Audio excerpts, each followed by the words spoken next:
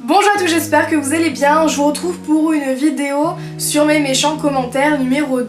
Si vous me suivez depuis pas mal de temps, vous devez vous souvenir qu'il y a 2 ans environ, j'avais posté une première vidéo qui avait beaucoup plu, j'avais reçu énormément de retours. C'est pas la vidéo la plus vue sur ma chaîne, mais c'est la vidéo la plus commentée avec je crois 2000 commentaires. Et j'ai tellement reçu de retours extrêmement positifs, parfois venant de personnes qui étaient adultes, qui étaient bien plus matures que moi, et ça m'a fait tellement plaisir, vous ne pouvez pas imaginer, donc je tenais à vous en remercier. En tout cas, on est là pour rigoler un petit peu, pour répondre à des commentaires qui sont plutôt cocasses on va dire, et je vais aussi vous parler dans une deuxième partie d'un problème qui touche ma chaîne, mais aussi d'autres youtubeuses, et je voulais donc vous en parler. On commence donc avec du très lourd. T'es moche, c'est nul, espèce de travelot, j'ai 8 ans, je m'y connais bien mieux que toi, donc ta gueule.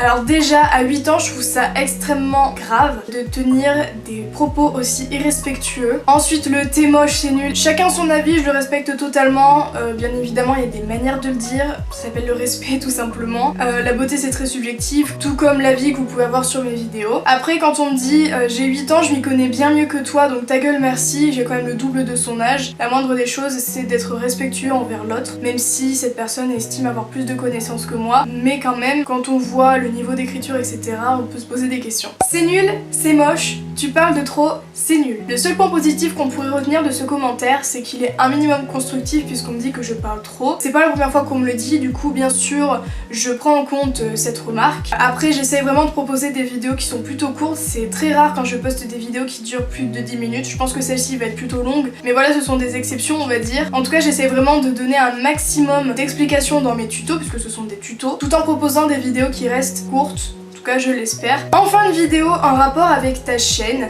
Putain, elle s'appelle Lisa Nail Art et pas Lisa Hall ou autre putain. Déjà, les putains n'étaient pas forcément nécessaires, bien sûr. Après, encore une fois, je prends en compte ce commentaire puisque je sais que ces derniers temps, j'ai réduit mon rythme de vidéo. Après, ce qu'il faut savoir, c'est que j'ai toujours posté une vidéo nail art plus une vidéo bonus. Entre temps, j'alternais entre les deux. Sauf que là, vu que j'ai réduit mon rythme de vidéo, ça passait à une vidéo par semaine. Et donc, une semaine un nail art, une semaine une vidéo bonus. Après, c'est pas parce qu'il y a nail art dans mon pseudo que je n'ai pas le droit de me diversifier. Au bout d'un moment, ça fait 3 ans et demi que je propose un nail art chaque semaine, donc forcément on s'en laisse un petit peu, les idées ne sont plus forcément là, et du coup c'est normal, j'ai envie de me diversifier, et il me semble que je suis encore sur ma chaîne et que j'ai le droit de proposer le contenu que je souhaite. Tes vidéos c'est nul, tu es super prétentieuse, déjà la fille avec sa vidéo sur les méchants commentaires, tu te vantes que tu as eu ton brevet mention très bien, mais en fait on s'en fout, c'est nul à chier tes vidéos. C'était donc sous ma vidéo sur les méchants commentaires, la toute première que j'avais fait. Je répondais à un commentaire qui m'avait dit de retourner à l'école et j'expliquais que j'avais eu la mention très bien au brevet. Je ne disais pas ça pour me vanter, j'expliquais juste que j'étais contente de mon année scolaire et que j'avais travaillé dur pour avoir cette mention et que en rien ça ne m'empêchait de faire des vidéos à côté. Et donc il y a des gens qui ont trouvé ça prétentieux de ma part. Le problème c'est que vous ne me voyez qu'à travers un écran et vous ne savez pas vraiment qui je suis en dehors des vidéos, même si je suis naturelle quand je tourne une vidéo, hein, je suis pas extrêmement différente dans la vraie vie. Et je trouve ça tellement dommage qu'on se permette de juger derrière un écran alors qu'on ne connaît pas la personne. Surtout que je suis la dernière des filles à venir se vanter et peut-être qu'à travers mes vidéos je peux paraître prétentieuse, mais c'est loin d'être le cas dans la vraie vie. Là on arrive à un commentaire qui est vraiment agressif, vous allez le voir. Tes pieds sont super moches, tu fais des vidéos de merde parce que tu es une merde, une pute et une salope. Tes pieds sont super moches. Je suis d'accord avec toi, j'aime pas les pieds, c'est aussi pour ça que j'arrête les vidéos sur les pieds. Pourquoi j'en ai fait? Parce que mes abonnés voulaient que j'en fasse. Quand je l'ai reçu, à vrai dire, j'en ai rigolé, mais si je l'avais reçu il y a 2 ans, j'aurais pas réagi de la même manière. J'aurais peut-être pleuré. Franchement, si j'avais été plus jeune, plus sensible, moins mature que maintenant, ça aurait pu aller très loin. Chaque personne réagit différemment par rapport aux commentaires, ça dépend du niveau de maturité. Après, je dis pas non plus que je suis la plus mature des filles, parce que même moi, ça me touche quand même de recevoir ce commentaire, parce que tu es une merde.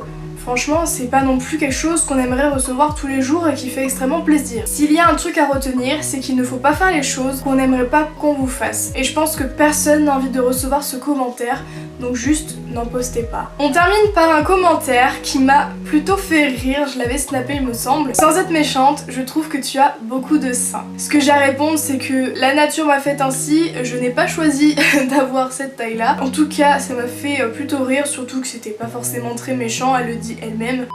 On passe maintenant à la partie qui j'espère ne fera pas polémique ou un truc dans le genre. Je vais parler des commentaires que j'ai reçus depuis le commencement de ma chaîne, les commentaires qui m'accusent de copier Yoko. Petit disclaimer, je n'ai absolument rien contre Yoko, c'est une youtubeuse que j'apprécie, que je respecte énormément puisqu'elle fournit un travail que j'aime beaucoup. Quand j'ai commencé, je la connaissais pas encore et quand j'ai découvert sa chaîne, j'étais vraiment fan. Donc ne me faites pas dire ce que je n'ai pas dit. Je fais mes vidéos de mon côté et c'est vraiment dommage qu'on soit comparé aux autres sans cesse alors qu'au final, je veux juste proposer un contenu qui me plaît, sachant qu'il n'y a aucun plagiat et aucune copie derrière tout ça. Ça fait plusieurs années que ça bouillonne en moi et j'ai envie de vous en parler et surtout pour dénoncer ce genre de commentaires qui sont complètement débiles, qui sont souvent irrespectueux, extrêmement agressifs et qui parfois n'ont pas de fondement. Et il y a plein d'autres youtubeurs, youtubeuses dans d'autres domaines, que ce soit la beauté, la mode, etc., qui en sont victimes de commentaires du genre tu copies un tel. Donc par exemple, on m'a dit essaye de trouver tes propres idées, on sait déjà comment le faire, la plupart de tes abonnés suivent Yoko. Donc si je comprends bien ce commentaire, vu que ça a déjà été fait sur la chaîne de quelqu'un d'autre, je n'ai pas le droit de le faire sur ma chaîne puisque mes abonnés savent le faire. Alors je peux comprendre le point de vue de mes abonnés qui n'ont pas forcément envie de retrouver le même contenu sur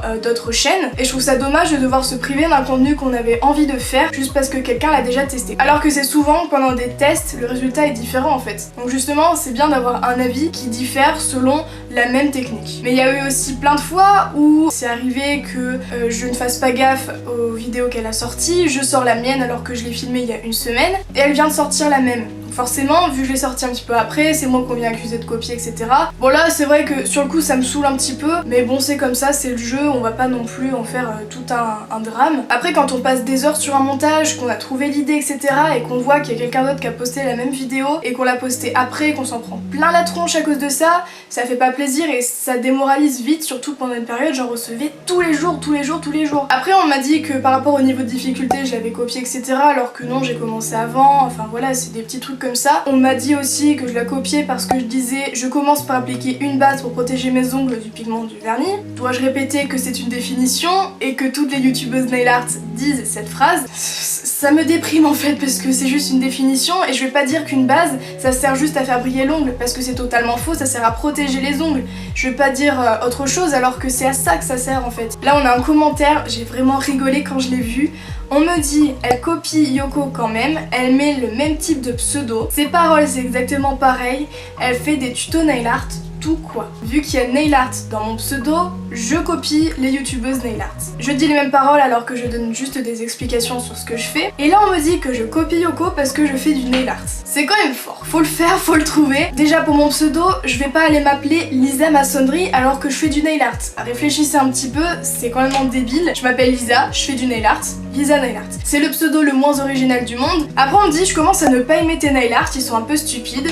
D'accord, c'est ton avis, je le respecte totalement et je l'accepte aussi. C'est ça, change de thème et fais comme Yoko ou Tribulon. Donc dans ce commentaire, on me dit tu devrais t'inspirer de telle ou telle youtubeuse. Sauf que, si on suit cette logique, si je fais ça, après on va me dire que je copie Yoko et c'est ce qu'on m'a dit. Maintenant c'est Tribulon que tu copies, t'as changé de Yoko. Ça me désespère. Il y en a qui me disent fais comme elle et après on me dit tu les copies. Non en fait, je fais comme moi je veux, je suis Lisa Nail Art. Moi mon style c'est les motifs géométriques, chacun a sa technique, chacun a son type, a son style, je fais comme je veux et comme je suis, c'est tout, j'ai pas besoin de m'inspirer de quelqu'un d'autre. Ce que je veux avant tout dire en conclusion de cette vidéo, c'est que si vous êtes abonné, c'est pas parce que vous voyez une idée ou un truc comme ça qui ressemble un petit peu à une autre youtubeuse que forcément la youtubeuse copie l'autre. Faut arrêter de voir le mal partout, d'être agressif, d'être insultant, alors que en général il n'y a pas de preuves fondées. Et c'est souvent qu'on est venu m'accuser de copier Yoko, je dis que ça comme exemple parce que c'est souvent elle qui est revenue dans mes commentaires. Parce qu'au début quand j'ai commencé ma chaîne, j'avais un petit peu du mal à trouver mon identité.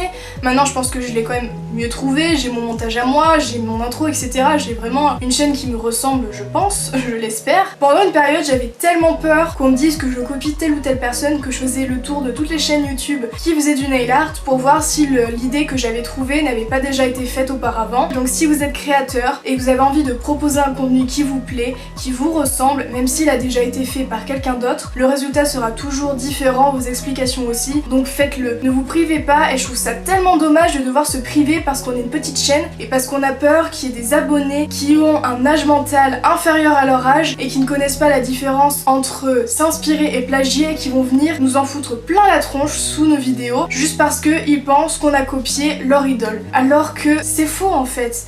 Oui, des fois, il y a des gens qui copient, que ce soit des petites chaînes comme des grandes, et je ne dis pas que toutes les grandes chaînes copient les petites et vice versa, mais c'est juste que au bout d'un moment, qu'on ait 2000 abonnés ou 200 000, on a le droit de proposer le contenu qui nous plaît, même s'il a déjà été proposé. Alors bien sûr, il y aura toujours des commentaires négatifs, des personnes qui seront là pour vous descendre, pour apporter de la haine, mais franchement, passez au-dessus, vous êtes bien mieux, vous méritez bien mieux, et tant que votre chaîne et votre contenu vous plaît, dites-vous qu'il y aura toujours une belle communauté qui sera là pour vous soutenir. J'espère donc que cette vidéo vous a plu et vous a permis de découvrir l'envers du décor. N'hésitez pas à me donner votre avis dans les commentaires. En tout cas, je vous retrouve très bientôt dans une nouvelle vidéo et je vous fais plein de gros bisous.